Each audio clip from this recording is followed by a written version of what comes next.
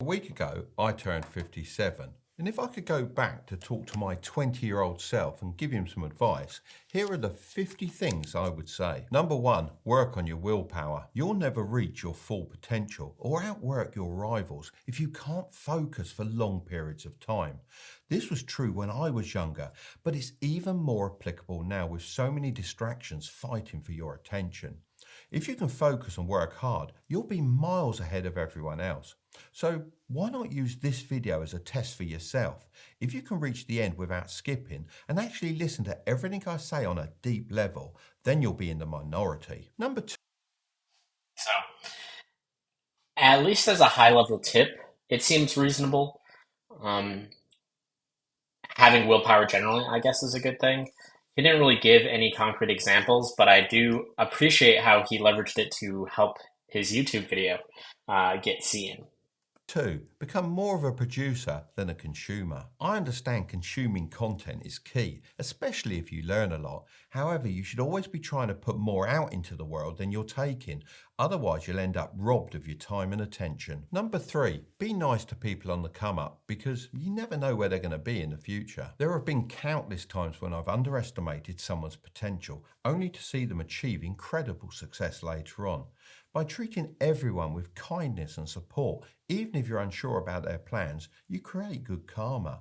If they strike it big, they're likely to remember those who are in their corner, and you may benefit from that connection too. Number four, watch what most people are doing and then do the opposite. It took me a few years to find the courage to leave my 9 to 5 job and start my own business.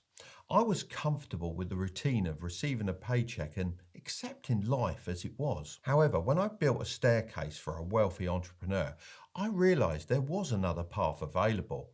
I'm grateful I took that chance. I mean, I wouldn't be a millionaire now if I continued working for someone else. This is a pretty simple idea because if you do what everyone else does, then you're going to get the same results. So reject the idea of being normal and vanilla. As the saying goes, if you're everyone's cup of tea, then you're a mug. Number five, who you know matters 1,000 times more than what you know. A great network beats money in the bank every time. I can't count how many times my connections have helped me out. Number six, never talk behind someone's back. If you have a problem with someone, you should address it with them directly or not at all. You may think that gossiping about people when they can't hear you makes you seem cool, but it actually makes you seem less trustworthy to those who are listening, as they'll think you're doing the same behind their backs. Number seven, give yourself permission to make more mistakes. So, to discuss that last one, I generally agree with that one. I think somewhat to his willpower example, it's easy to gossip about people. I generally try to avoid it. I agree with his point of you should either try to address it with the individual or not at all. I think it's something that is comforting to do, especially if you've had an issue with an individual.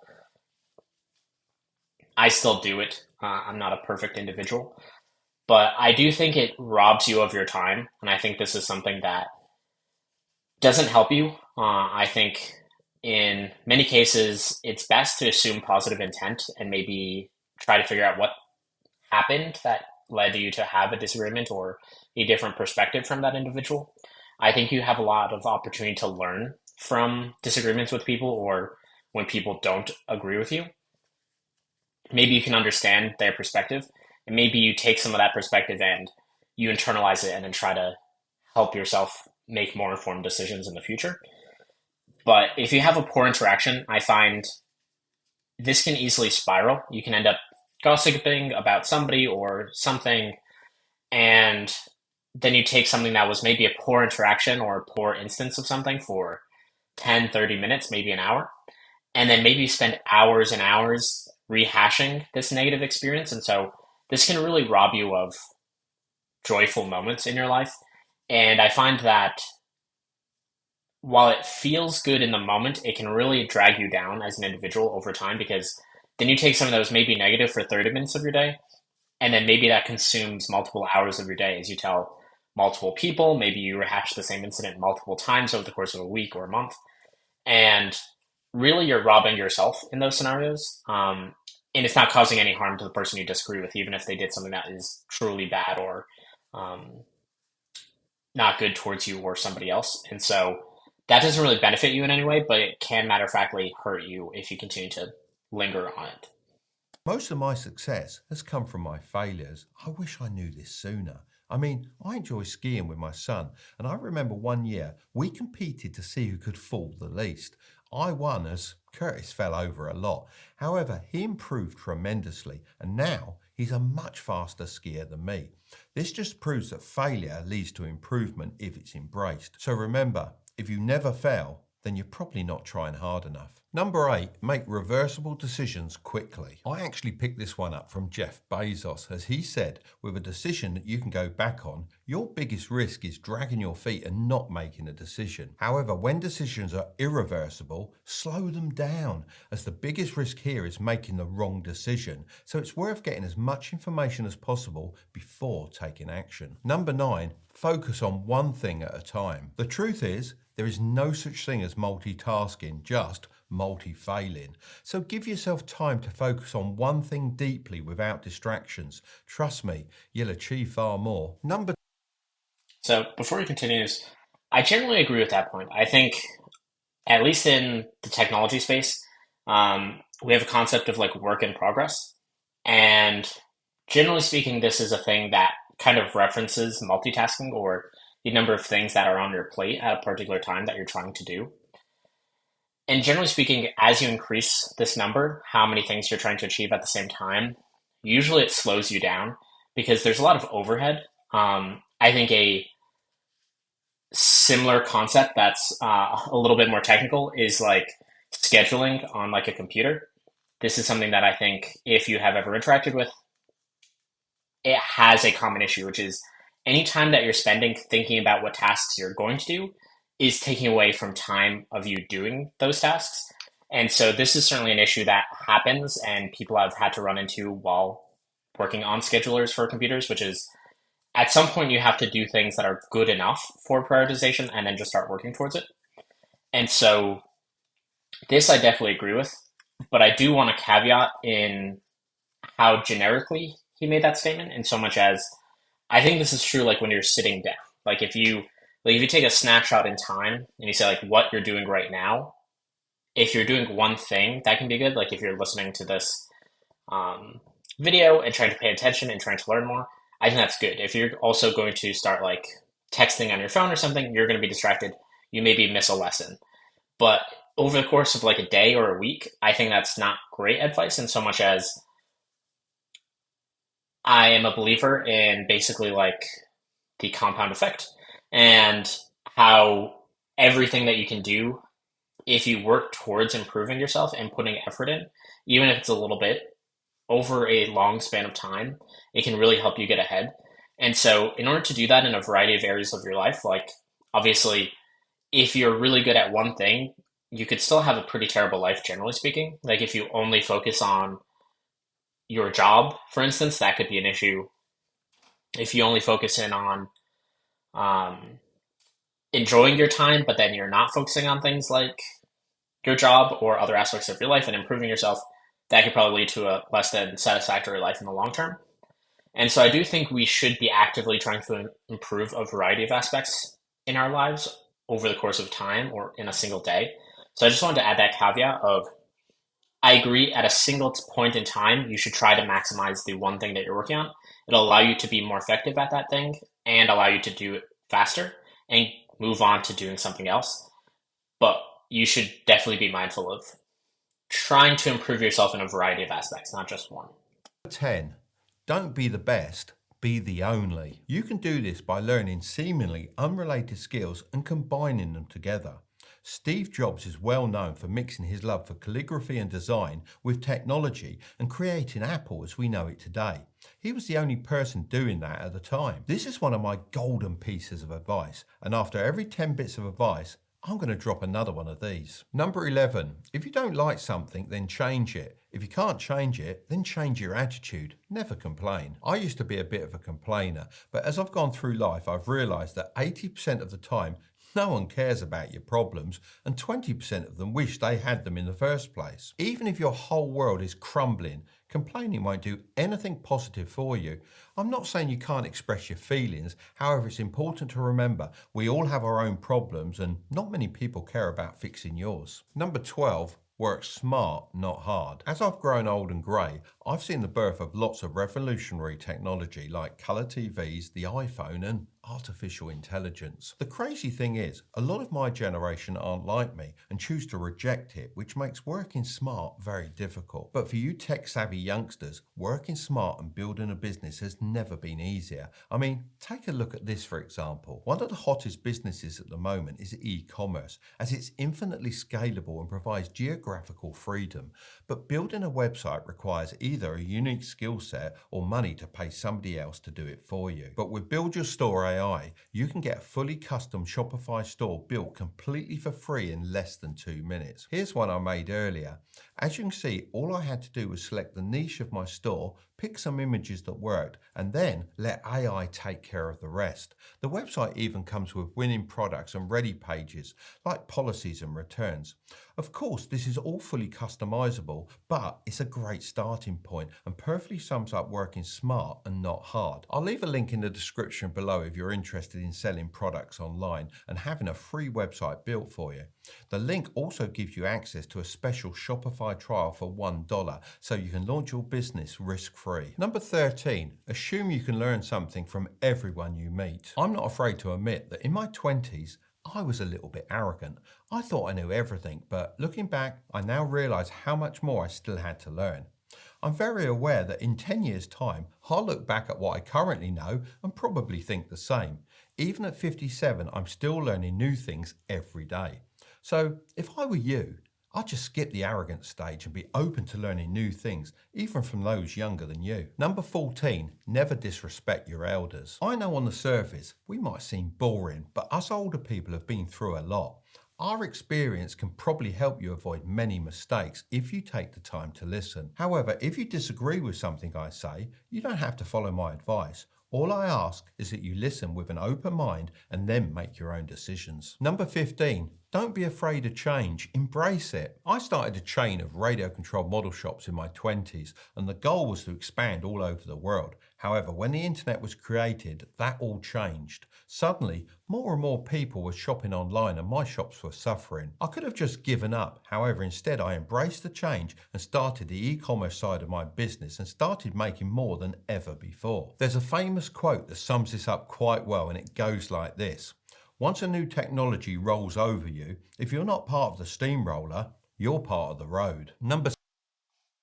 So he's kind of referenced this e-commerce stuff quite a bit.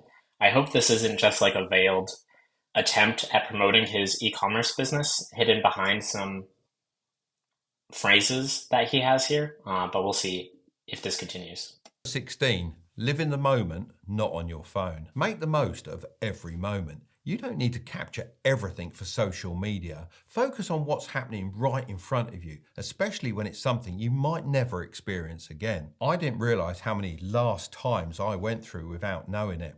Whether it's hanging out with your friends, that weekly bowling night, or a yearly tradition, one day it'll be the final time and you probably won't even see it coming. Number 17, always pay the bill. This one's for the guys. Yeah, it might sound a bit old school, but it's part of being a gentleman.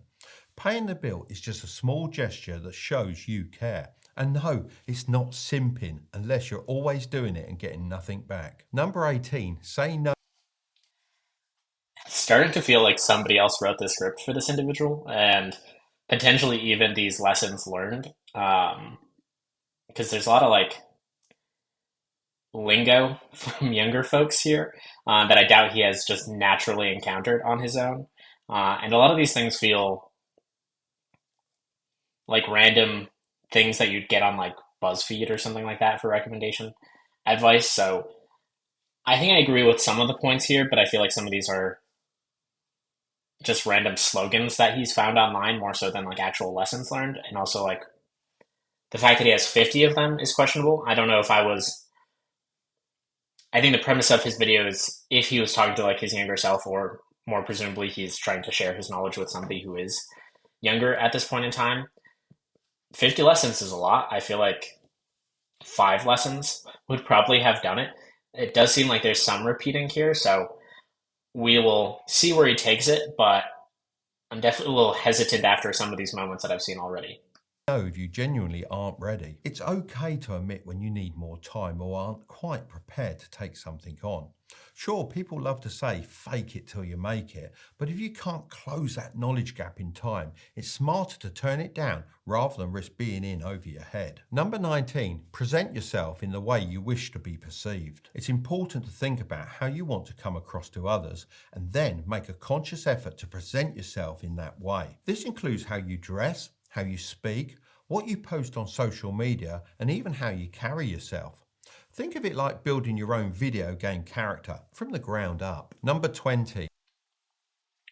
So just on that last one, I think something that stands out is that did feel a little bit of like fake it till you make it, of present yourself the way you want people to perceive you, as opposed to some other phrase along the lines of like be yourself, for instance, might have made more sense here. Um, One thing that I do tell folks, especially, I guess something similar, if you are worried about how you're being perceived, I do think how you show up can be a part of that. And I think that expands beyond like material things like what you wear or um, your wealth or something like that. It's how you interact with people. Do you show people respect? Are you open to listen? Those are all important things that I would definitely encourage folks to do. And something that I do think of myself is that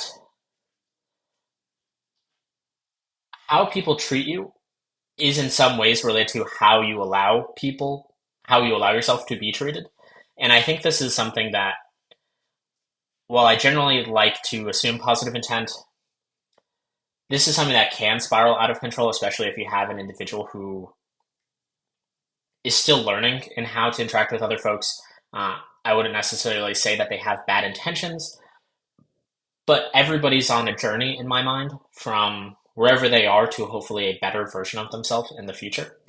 And not everyone is good at everything. And so somebody might have very good qualities or might be, for instance, a very smart individual or capable individual, but maybe they can be rude or other things like that. And so I do think if you have an issue with it, I think to some of the earlier point that was being made is just mention this to the individual. I think this is something that you should definitely be mindful of. I hope it's a thing that doesn't happen often. Um, but that phrasing did feel a little bit like fake it till you make it, of like pretend to be something so people think you are that thing, as opposed to kind of being genuine to yourself and or trying to actually give advice of if there's an issue that you're having with interactions with other people. So hopefully those pieces of advice would help you if you're in that scenario. I wouldn't encourage anyone to fake it till they make it. I think this can be useful in very small instances, but in the grand scheme of things, if you need to have the fanciest outfit or the most expensive watch or whatever it is, then those are probably people you don't need to interact with. Like those are probably shallow people who themselves are maybe insecure about themselves or don't have better methods to understand the value of another human being. And so they have to go to these materialistic views. And so I would definitely encourage folks, be kind, be open, be humble. Those are going to be the best qualities that you can have. And those are going to be really the traits that are going to allow you to be perceived the best in any situation. So that'd be my advice for that segment. Mentally prepare yourself for your loved ones dying. I know this isn't the nicest thing to talk about, but you do need to think about it. When something like this happens, it can send shockwaves throughout our lives. And if you aren't ready to withstand this, then you'll just crumble. Thinking this way also helps you to value every moment you spend with your loved ones, as nothing is forever. Number 21, never take rejection personally. Whether it's a job interview or something else, try to see things from their point of view. Use the feedback to improve for next time. Taking rejection personally just holds you back from growing and getting better. Number 22, don't be embarrassed to take a nap now and again. I know this one may sound silly, but when I was younger, I thought naps were for kids and old people. But I've met so many millionaires that swear by having short power naps throughout the day. So don't be ashamed or embarrassed about taking a nap. This does actually seem silly, but I gotta admit, I totally agree with this point. I think it is something that is vastly overlooked. Um, Not necessarily naps in particular, but I will expand this topic to just generally getting enough sleep. I think it's something that, at least from like American perspective, as a culture and as a society, I feel like I'm constantly hearing people trying to like hack their way into like less sleep of like, okay, how can I stay up as late as I can, distracting myself or getting as much done, wake up as early as possible, take as much caffeine as possible to kind of get me through the day. And that's generally not healthy for you. But also, this can lead to burnout. I think there's been a number of studies that, at least that I've seen, might not be fully conclusive here. Um, but when folks are feeling burnt out, it's often because they aren't getting enough sleep. And so you're kind of just like slowly tiring yourself out. It puts you on edge. It makes everything just harder for you to get anything done. And so this can pile up. And especially if you have a lot of work, you'll probably start doing worse at your work. You'll probably get more likely to get annoyed at work. And it just kind of has this negative spiraling effect. And so while does seem a little silly, I actually totally agree with this point. You should definitely be getting your sleep. And if a nap is what you need to do in order to get that done, then you should go for it. It can actually help you be more productive in the long run. Number 23, learn from those who disagree with you. Too many people are trapped in a bubble on social media and they can't face their beliefs being challenged. Remember, you can learn something from everyone. So just because you don't agree on a couple of things, it doesn't mean you shouldn't listen to their opinions. Number 24, never be late. Punctuality is a sign of respect for other people's time and shows that you're reliable and trustworthy. Early is on time is late, and late is unforgivable. Number 25, be motivated by something greater than money. This comes from your values. Having strong values means that no one can buy you no matter how much they offer. These values are principles you refuse to compromise under any circumstances. One of mine is prioritising my family. If something isn't in their best interest, then I won't do it under any circumstances. So figure out what you're passionate about and make a stand. This will allow you to command more respect from others. Number 26, be fueled by vision, not fear. Fearful people worry about losing what they have and can never see far enough ahead to build something for the future. Number 27, stand up to bullies. I stayed stuck in a job way too long, letting my manager push me around before I finally quit and started my own business. Trust me, you can't let anyone, whether it's a man or a woman, bully you. Most of the time, if you stand up for yourself once, that's all it takes. Bullies can seriously mess with your confidence, and that's the last thing you need when you're young and trying to find your own way. Number 28, use your unfair advantages. Everyone has certain strengths or circumstances that can give them an edge, and it's important to identify and use them. An unfair advantage is something that sets you apart, whether it's a specific skill, a connection, or your life situation. It's not about cheating, it's about recognizing what you're naturally good at or the opportunities you have that others might not, and using those to your advantage to get ahead. Number 29, skip the flashy car. It's a waste in your 20s. Buy used but reliable. I've seen so many young people come into money quickly, only to blow it on things like luxury cars and designer gear. Sure, it's easy to have short-term success and splurge, but what's far more impressive is consistently building wealth over time. That's what true legends do. Number 30, prioritize your reputation. It's one of the few things that lives on after you die. I've had the unfortunate experience of attending many funerals in my time, and the person is always remembered for their character. In other words, their reputation, not their achievements. Number 31, don't compare yourself to your friends. We all have our own path to walk. As long as you're improving on what you've done before, then you're going in the right direction. If you do this for enough years, then you'll look back and be shocked at how far you've come.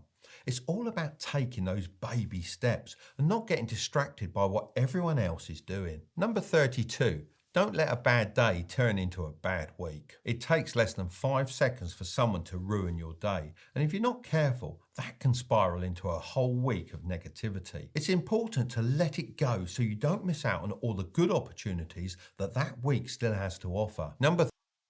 Yeah, so I feel like he's actually kind of highlighted a couple things that I referenced earlier in response to some of his earlier tips, such as like stand up to your bullies, don't let things kind of weigh you down for extended periods of time, etc. Some of these are feeling repetitive.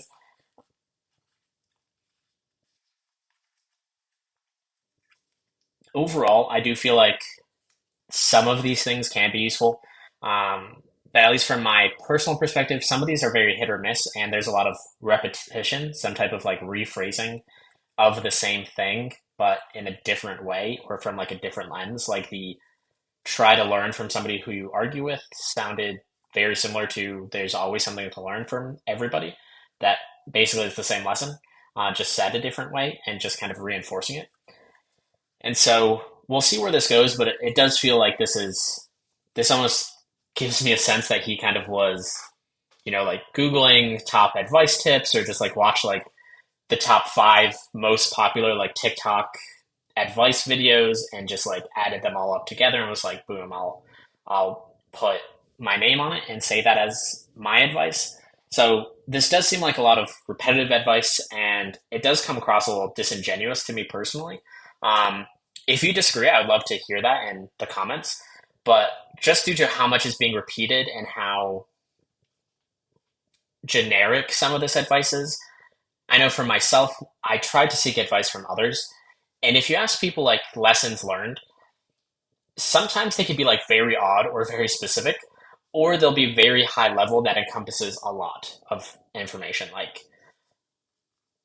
be respectful to everybody. Like that would include like five or six of his points that he's made so far, as an example. And so it isn't coming across to me that like these are actual lessons that he feels he has learned and that he would actually want to share with somebody. This does feel like it's more almost clickbait descriptions of things for folks to think about.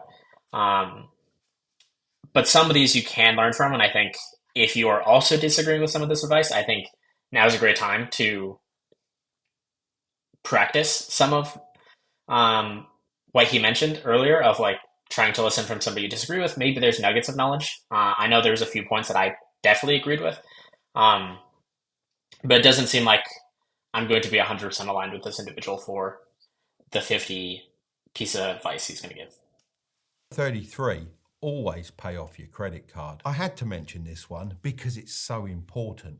If you don't pay off your credit card in full each month, you're just wasting money and hurting your credit score. Be smart about it. Make paying it off a habit and it'll stick with you for life. This one I totally agree with. I think this is one of the fundamental pieces of advice that you get from so many financial advisors, etc. Because this is where compound interest can really fight you. And for credit cards, some of these can be in like the 20 to 30% interest rate. And that's insane. Like that's just so much money. Like that could be taken away from people because they aren't paying their credit cards on time. And I think I saw a statistic around like 50% of the time people are kind of carrying over a budget, a balance over a month span. And so this is really, really bad. I would probably even extend this a bit further of if you can't pay your credit card on time, you should get rid of your credit card. I know it's very convenient, um, but there's alternatives that you could do. So, for instance, you could either just try using your debit card more often, you could use cash. Also, there are sort of like training credit cards where if you go to a bank, they can give you one of these, and it's often used for folks with bad or low credit. And basically, what happens is that you pretty much deposit in a certain amount of money, let's say like $1,000 or $2,000. Then every month you can use that credit card as though it is a credit card. But it's really just kind of like a mini debit card for you. And so it has a balance, and then it basically tops up your balance for this card at the end of every month. And so this would be something that I advise. This way it can feel separate from your normal savings, especially if you're having issues managing your budget yourself. Then this is a way that you can kind of separate out your standard monthly spending from your current bank account, which would be harder with like a debit card. But some people just shouldn't have credit cards. I think if you're running into one of these problems and you're regularly finding yourself kind of carrying a balance over, you should probably like start cutting up your cards ASAP. You should stop using them, try to pay those off as soon as humanly possible. Like this is really going to set you back for a very long time because again, this is where compound interest is working against you. And so this is where like you're trying to roll um, a ball or like a boulder up a hill, and so that's where like gravity and natural forces are working against you, and it's just going to make it so much harder. You want it to be going the other way, where you're rolling a ball or a boulder down the hill, and that's where interest is working for you. And it can take so much effort to get to the top of that hill if you're pushing up against gravity, and it's not worth the time or the effort or the patience that it requires to do this successfully when you can just try to avoid it. So I would definitely agree with this point.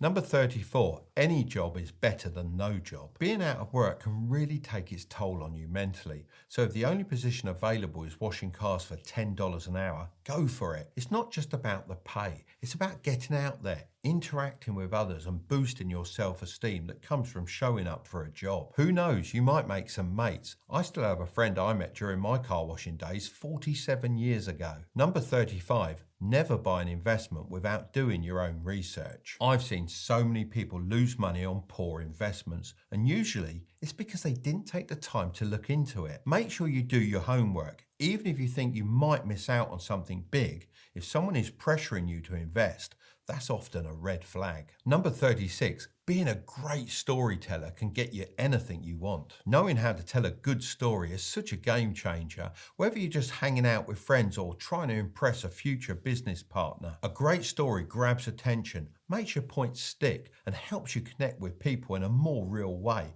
Plus, it's just a fun way to get your ideas across and leave an impression, no matter the situation. Number 37, So maybe he was saving good advice for the end here. I feel like we've had a couple of examples that I definitely agree with.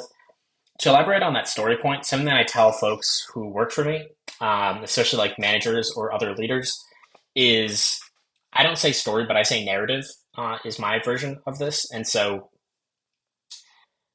people are more likely to remember stories. And I think a classic example of this is ways in order to boost your memory. I think there are techniques where you basically say a story or basically you describe a scene to yourself, and then that reflects the information that you want. So this is done with like card counting, for instance, which is like a red lamp in a room means like Queen of Hearts or something silly like that. Um, but it's easier to remember if you're kind of imagining like your bedroom and that suddenly there's a red lamp in it. And that stands out to you just because it's a different type of thing that you're trying to memorize. And so there's some things that are easier for us naturally to remember. And this is a way that it can be done. And also the way that I think folks remember things or the way that they describe something that has already happened is through a story. So if you were to describe this video or any of the advice that has been given, you're probably going to describe some version of a story about it. You're probably not going to mention every single item verbatim. You're going to say, here's generally what he was saying, here's the advice that he basically gave, and then kind of try to wrap that up into a nice bow and share that with another individual. And one of the things I think is important here is, again, like you can sell yourself with it. You can also help guide other individuals with this. So, for instance, let's take a business example. Let's say maybe your business is struggling at this point in time. And so you need to have a way to describe this to your team members, for instance. And you want to make sure that people are aware of this situation, but you don't want them to be negatively impacted by that information. And thinking through, like, what is the narrative? Like, what is the takeaway you want this individual to have? You should be mindful of going in to that conversation, and you should base your speech or your argument off of that. And so, for instance, you could say, like, our business isn't doing well. And again, before I get into the example, hopefully this is true. I don't mean like come up with a story to lie to your team members. That's not what I mean at all.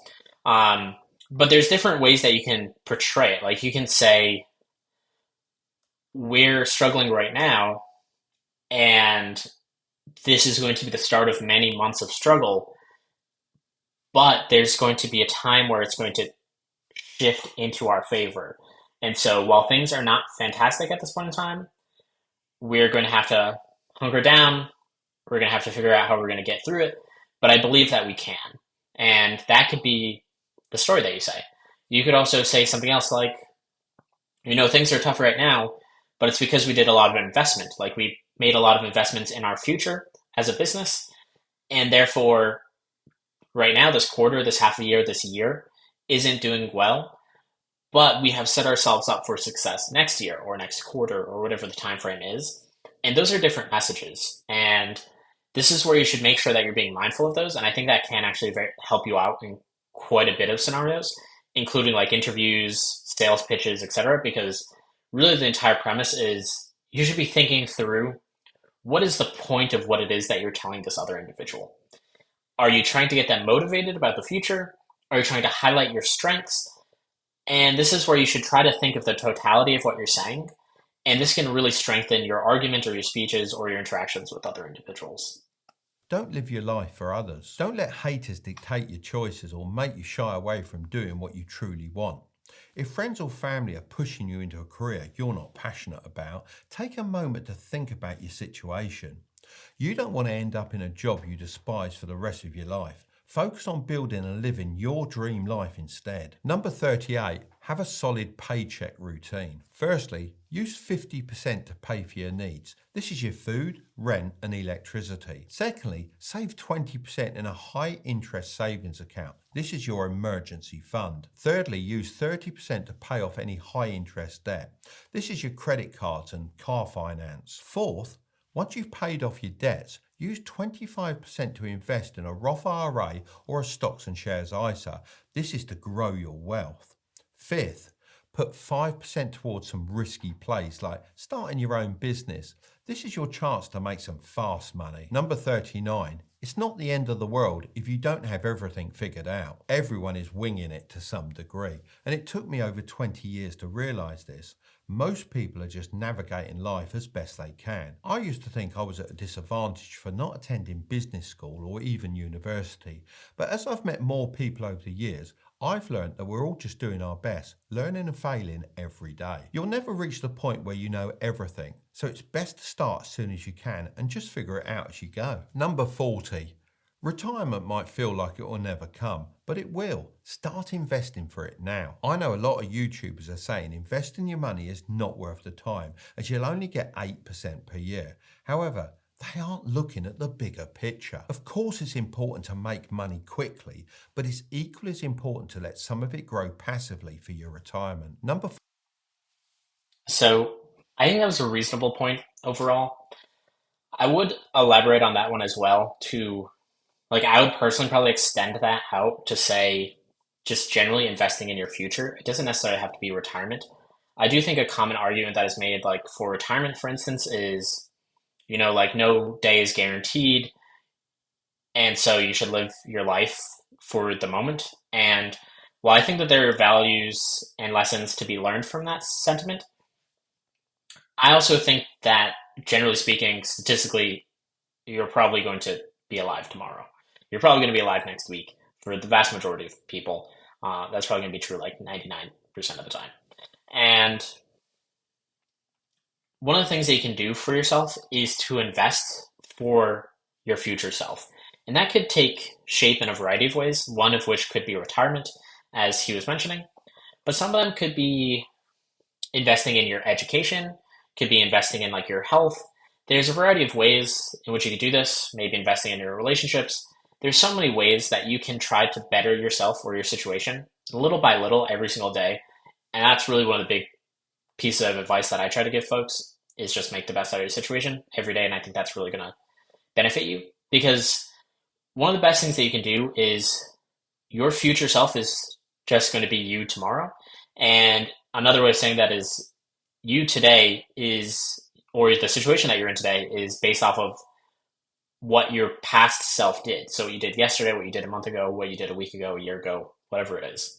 And so if you think about it in that combination of aspects, your present self in the future, which might be confusing. So your future self, you're going to eventually hit a moment where you are in a situation where you're reaping the benefits of what you have done to invest in yourself or your future self. And that can make it easier. So for instance, like getting yourself educated to hopefully find a better job can put you in a very good situation in the future. That might be hard today. Maybe you're struggling to make ends meet. Maybe you're not entirely sure what you want to do or what type of job you want to take on. But this is something where like you eventually have to take your first step. And wouldn't it be great if you had taken that first step a month ago or a year ago or 5 years ago? And so this is where I highly recommend trying to do the best you can every single day. Invest in your future because that's one of the best ways to make sure that you're in a better spot. And things generally get easier, in my opinion, um, once you start doing this. So if you start investing in yourself slowly but surely, it will start to compound where like maybe you can find a better job that you like more, and then that gives you more time to spend with family or continue to invest in yourself. And then again, you can kind of go through this cycle of trying to invest in your future, reaping the benefits of it, being able to invest more in your future in a variety of ways, and then continuing down the cycle. And so if you never get that ball rolling, either monetarily or just through your efforts, then you're never going to be able to get to the end goal that you might have been able to otherwise. So I think reasonably good advice for retirement purposes, but I would expand it to broader segments as well. 41. The quality of your questions will shape your future success. I receive a lot of DMs, and while I try to respond to as many as possible, I often have to sift through them to find the valuable ones. I assume this is the same for most successful people. For instance, if your message starts with, "Hi, I know you're busy, but can I ask a question?" You've already missed your chance. Another common one is, "Hi, can we have a chat?" That won't get you far either. Instead, take some time to think about your question and craft it thoughtfully. When you do that, you're much more likely to receive a meaningful answer. Remember, the quality of your question will directly impact the value of the response you get. Number 42, make sure to enjoy the journey, not just focus on the destination. There's a saying I've lived by: happiness is a journey, not a destination. What that really means is that the ups and downs of a great journey stay with you forever, while the destination is just a brief moment that quickly fades away. Think about all those athletes you see getting interviewed after winning a gold medal or a big race. They're always asked, "How does it feel?" And almost everyone says it hasn't sunk in yet. I think that's because they feel a bit of emptiness after reaching their goal. Sure, they've accomplished something amazing, but then it's like, what's next? So savor the ride and all the experiences along the way. Number I think that's also a good point that he just highlighted, which is some folks are so focused on hitting a particular milestone that they don't really see too far beyond that. And for myself, as an example, I think this happened in my younger years, especially looking for like promotions or a particular job or status of some sort. There's always kind of this thinking, or at least for myself in this scenario, of I just need that one promotion and then I'm all set. And then I get that promotion and it's awesome. You celebrate with your friends, your family. It's great. You see your new paycheck. Everything's good. And then, a couple of weeks go by and it's the same job. It's maybe you're doing a little bit of different work, but it's still probably with the same people in the same environment, doing generally pretty similar things. And these milestones or destinations aren't going to be the end all be all. And I think this also happens in a variety of ways. Like, since he just spoke about retirement, I think that could be another example where folks are just so focused on retirement and retiring that they're kind of running away from something as opposed to running towards something. And it can feel empty at that point in time. And so I do agree with that point, and I think advice that I would give to elaborate on that is to think of the destination as one of the steps towards your ultimate goal. And so I think some advice on the career pathing that I think helped me put things into perspective, which still is kind of chasing that promotion mentality, but I'll try to maybe shift that a little bit after this example of don't just think about like your next promotion, think about your next two promotions.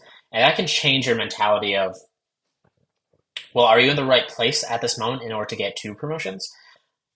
Is this the right experience you should be getting? Or Should you be educating yourself? Should you be building your network? Should you be doing any sorts of things that allow you to not just get a single promotion, maybe next year or in 2 years or 3 or 5 years, however long it's going to take you? And so I think when you take a step back and think of that next destination as not sort of the final destination for you, but one of the many steps that you're going to take towards your ultimate goals, that can help put these things into perspective. And so I think that's where, for myself, taking that longer term view helps. And you can do this in a variety of ways. You can do it in your career, you can do it in your life. And so hopefully you're thinking towards, what am I ultimately aiming for?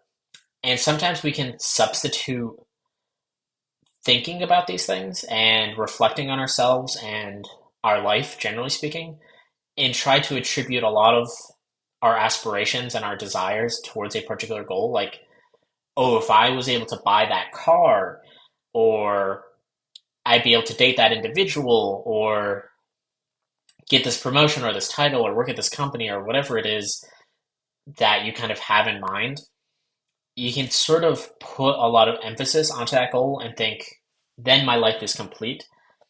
And I don't think that's true for anybody. I don't think that's going to be true for any of those scenarios. I don't know if any situation like that actually exists. At least I haven't experienced it yet. And so all those things maybe could benefit you, but they aren't going to be the end all be all of the rest of your life. I hope that there's more things that you can look forward to and that you can build towards. And so that's how I put that into perspective, which is, I think it's good to set goals for yourself, and I think it's good to have desires of various um, aspects for your life and how you can improve it, or how there could be things that improve your life or the life of your family members. And those aren't bad in and of themselves. But if you focus solely on kind of this abstract idea of a destination and you can put too much emphasis on it, it can really lead to it being disappointing and empty. And so I'd really recommend looking beyond that destination. Look towards, if it's for a relationship, how do I find a person that is going to be with me for a longer time frame than a previous relationship that I have, whether it's romantic or otherwise, and say, how do I build a friendship that's going to last a decade or 2 decades or maybe the rest of my life? How do I improve my relationship with that individual to do it? Financially, how do I build towards a rich life in which I can support myself and my family members? And what are steps that I can do to get towards that end goal? And these can all be milestones along that eventual destination.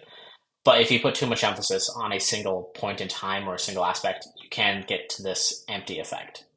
43. Nothing is ever free. If you're not spending money, then you're spending time. From an early age, I always told my son that nothing in this world comes without a cost. If you want something, then you need to earn money to buy it.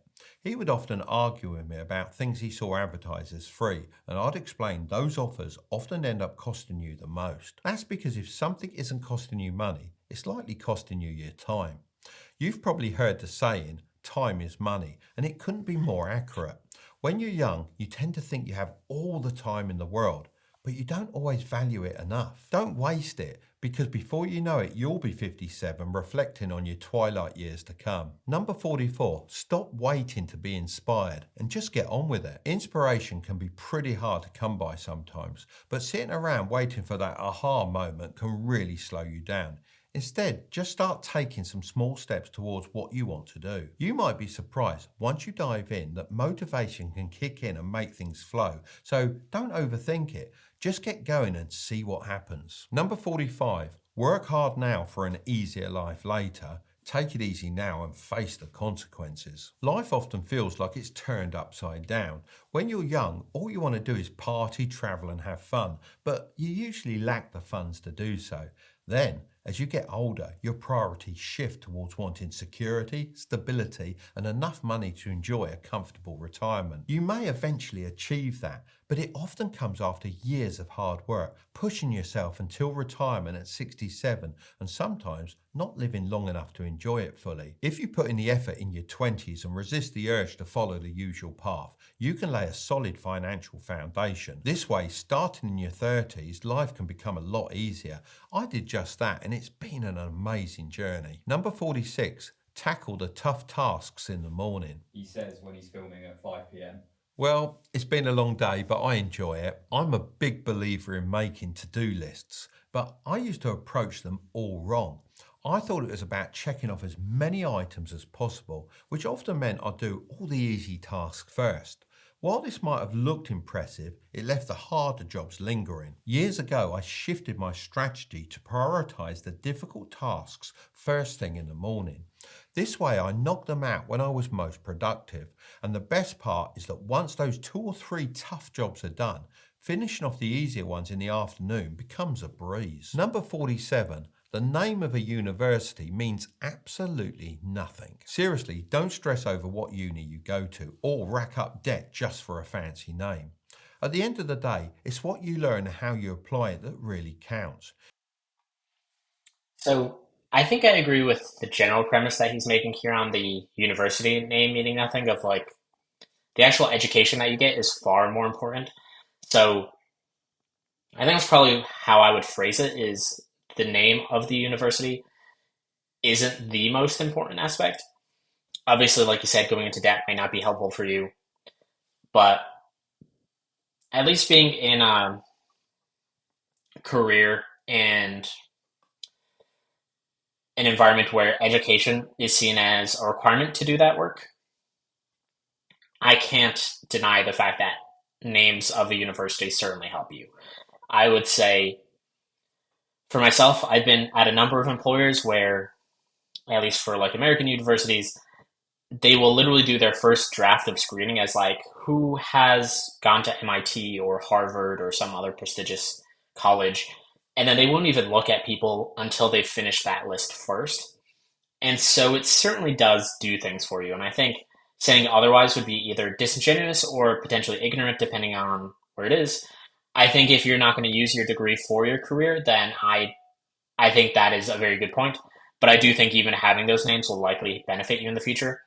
But that doesn't necessarily mean it's worth going into massive amounts of debt over. And so this is where you should be taking it into consideration. And it will depend on the type of work that you do. But certainly having a fancy name of a university on your resume in a professional setting certainly does help. It many cases I've actually seen a variety of folks who were completely underqualified for the job, but because they had a fancy title from either a company or a university, they got the job over somebody else, and they were just kind of like fast tracked into that role because the baseline assumption is, oh, if they've worked at this company or they've gone to this school, they must be good. And you or sort of end up in this kind of like halo effect situation where you sort of overlook bad qualities that you see and it kind of makes them seem better overall. And so this is definitely where I have personally experienced where working with folks who end up being poor performers, things like that, they are disproportionately from these kind of like prestigious locations, because I think there's probably a compounding effect here as well, where people are more likely to hire them. They then probably work less hard because they don't feel like things are difficult for them. Like they can just go find another job someplace else. And so I've seen it actually work against some of these individuals over time. But I would definitely say it does have some impact. But I think you do have to put it into context of how is this going to impact your life for the long term. And I don't want it to seem like it's a huge advantage. This is where, like for recruiting purposes, sometimes the years of experience matter more, and certainly companies matter more over time. And so you can work towards more and more prestigious things on your resume or for your background if you like. It doesn't just have to be where did you go to college for like your undergrad degree. That's not going to be true for every situation. That's not true for me. I think I went to a pretty good school overall, but I'm certainly not in like a top 10 school that I went to undergrad for, and I think I've been fairly successful from it. So I think it's certainly something that can be taken into context, but I wouldn't say it's absolutely meaningless or isn't actually worth anything. Employers care more about skills and experience than the university you may or may not have attended. Number 48, look after your back. If you slouch, you'll have issues in your mid-30s. Sadly, this is advice that comes from first-hand experience. Your back is crucial. Over time, a bad back can severely impact your productivity since it makes it hard to get anything done. It's similar to having toothache, but Unlike dental pain, there's no quick fix to relieve it. This generation benefits greatly from technology and the internet, but it also faces issues from hunching over keyboards and lounging on comfortable sofas. Prioritize your back health. You'll need it for your entire life. You can replace your teeth, but you can't get a new back. Number 49. Don't stress about being different. You don't have to fit in. Honestly, I never let the idea of being weird bother me. I embraced it. I was a tall, skinny, ginger-haired, dyslexic teenager who loved playing with model aeroplanes. Pretty unique, right? When you accept what makes you different, you actually gain an advantage because you become comfortable with who you are. So I think this is a reasonably good point. I probably would have phrased it differently in so much as I think what he was effectively describing there is like the intersectionality of things, which is generally speaking, the way I would have phrased this is when you think of the normal or average person, this is a fictional individual. They are maybe an aggregation of statistics or maybe people that you view on TV shows or in media, but it's generally a fictional personification of an individual wherever you are. And nobody is a quote unquote average person. A person might have a majority of characteristics that are average, but as this individual highlighted, there's always going to be something that makes you unique. If you just keep listing off traits or qualities, maybe it's your background, your heritage, um, character traits, what you have done, you'll eventually get so specific on you as an individual that there will be something that makes you unique or stand out from the crowd. Not every person fits 100% within the majority box. And so I think this is how I would phrase it, which is everybody is unique in their own way. And so it doesn't really benefit you to try to fit into a particular group, and also doesn't benefit you to try to force people to fit into a particular group either, because it's going to be some arbitrary decision that you make. It's going to be based off of like their background or race or some other characteristic that's potentially easy to differentiate from somebody else. But that doesn't really mean anything about their character or them as an individual. And there's going to be something that's different about you from the rest of your group as well. And so differences, I think, are really what make us individuals and what I think makes groups stronger. And from like a professional lens, I think generally speaking, like leaders are supposed to be trying to get the best out of the group. I think there's one way of phrasing this where if you as a leader try to basically just enforce all of your perspectives onto your team or every decision it has to be made by you, then the outcome of your team will only be as good as you are. But if you try to focus in on trying to get the best out of everybody, then you can come up with something that is better than any individual of the group. And I think that is going to be true in a professional setting, but I think that's also true in a personal setting where there's going to be various aspects that make those people unique, have unique experiences, and that can be an advantage in some situation. And so if you just discredit it or ignore it or exclude that characteristic, then that just basically makes us all worse off collectively. But yeah, I would definitely say definitely don't have to worry about fitting in, but also like fitting in is like an imaginary concept in my mind where there's a fictional group that is arbitrarily being cohesive for a particular aspect of their person. And it could just have been as easily something else. Like it could have been people who just love red shirts and it'd be equally stupid, but it exists. So you don't need to worry about those things. You should embrace who you are individually, and that can actually be a strength and advantage that you can bring to a particular situation. While everyone else is busy trying to fit into molds that don't suit them. My dyslexia has become a superpower, allowing me to solve problems quickly. Being skinny keeps me relatively fit. My passion for model planes sparked my first business, and being tall helps me stand out and be remembered. As for the ginger hair, thank goodness that's gone. Number 50. Choose your partner wisely. I wouldn't be a millionaire today without my supportive wife. A lot of people get caught up in dating lots of different options, but honestly, what really counts is having a deep connection and being on the same path together. When you find someone you think you could marry, make sure you really want to spend your life with them. Too many people end up with regrets because they were blinded by that early puppy love. A solid partnership can make a huge difference, so take your time and choose someone who you can build a solid future with. If you want to know the smartest route to earning $10,000 per month, then I'll leave that video right up there. But don't click on it just yet. Make sure to subscribe if you want to grow your wealth, okay? I'll see you over there. Thank you for watching. If you liked what you saw, please hit like or subscribe. I'll see you around.